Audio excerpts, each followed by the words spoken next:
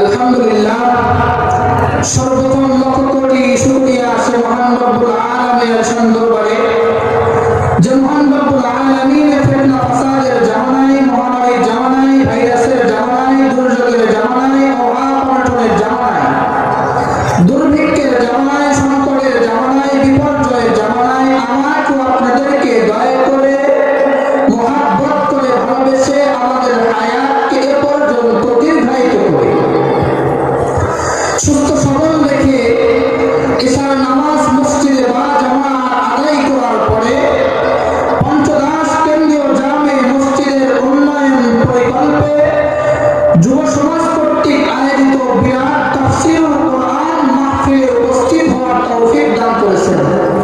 নিয়ামতের সুরা দায়িত্ব মুসলমান হিসেবে আওয়াজ উচ্চ কণ্ঠে ঈমানের আওয়াজ উঁচু করে সকলেই কালিমাতুল শুকর পাঠ করে সকলেই বলে আলহামদুলিল্লাহ।